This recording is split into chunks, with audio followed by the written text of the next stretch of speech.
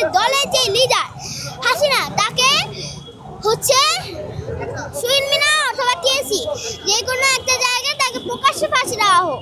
আওয়ামী লীগ তো বাড়ানোর সুযোগটা পেয়েছে, বাট বিএনপি যদি সেরকম স্বৈরাচার হয় তাহলে তাকে আরো কঠিনতম শাস্তি দেওয়া হবে। আমি ডক্টর ইউনূস আঙ্কেলকে বলতে চাই যে শুধু আওয়ামী লীগের কর্মসূচি নিষিদ্ধ করলে চলবে না, আওয়ামী লীগ যে দল সেই দলকে নিষিদ্ধ করতে হবে।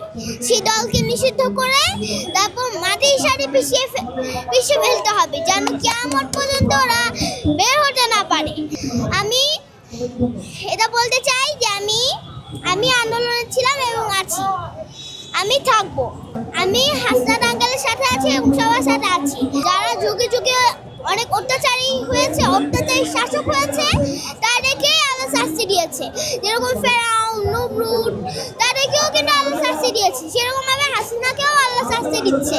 আওয়ামী লীগ নিষিদ্ধ হয়ে যাওয়ার পর তাকে মাটিতে পিষে ফেলার পরে তাদের যে দলদাস তাকে কঠিন শাস্তি দেওয়া হবে এবং তাদের দলের যে লিডার হাসিনা তাকে হচ্ছে শহীদ মিনার অথবা টিএসসি যে কোনো একটা জায়গায় তাকে প্রকাশ্যে ফাঁসি দেওয়া হোক। যে আওয়ামী লীগ যেভাবে অবস্থা করা হয়েছে, আওয়ামী লীগ তো বাড়ানোর সুযোগটা পেয়েছে, বাট বিএনপি যদি সেরকম স্বৈরাচার হয় তাহলে তাকে আরো কঠিনতম শাস্তি দেওয়া হবে।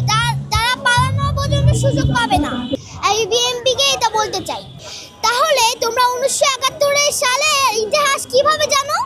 এটা হচ্ছিল যারা কথা বলে তাদের থেকে শুনে, আর যেগুলো হয়